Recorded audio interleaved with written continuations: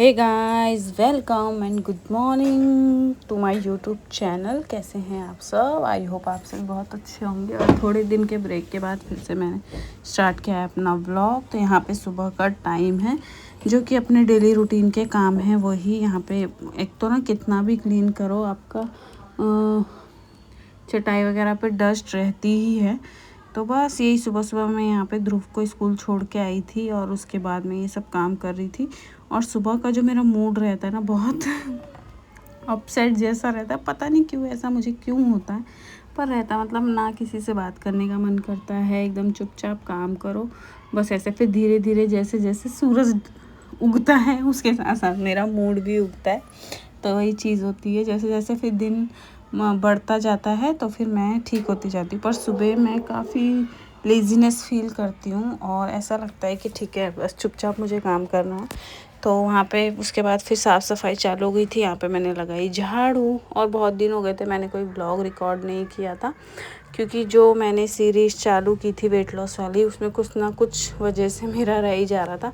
क्योंकि कैसा है, 6 बजे उठती हूँ मैं और फिर ध्रुव का टिफ़िन और पापा जी का नाश्ता वगैरह रहता है, तो मुझे टाइम ही नहीं मिल पा रहा बिल्कुल भी। उसके बाद फिर ऑफिस जाना रहता है, तो अभी थोड़ा सा शेड्यूल हो ही नहीं पा रहा सेट, तो इसलिए मैंने वो बीच में ही ड्रॉप कर दिया। बाकी देखते हैं क्या करना है क्या नहीं। उसके बाद फिर मैं आ गई थी यहाँ पे किचन में मैं बना रही थी खाना तो क्या बना रही थी, कोई तो भी सब्जी बना रही थी मैं। हाँ, और उसके बाद फिर वही डेली रूटीन के जो काम होते हैं वो सारे किए मैंने।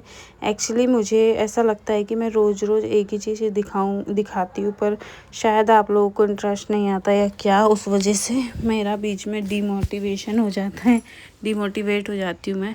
इसलिए फिर मैं नहीं कर पाती हूँ कंटिन्यू। बट मैंने सोचा है चलिए ठीक है, खुद को फिर से मोटिवेट करती हूँ और फिर से लग जाती हूँ काम में। तो छोटे छोटे व्लॉग ही मैं आप लोगों के साथ शेयर करूँगी, बहुत ज़्यादा बड़े व्लॉग नहीं शेयर करूँगी।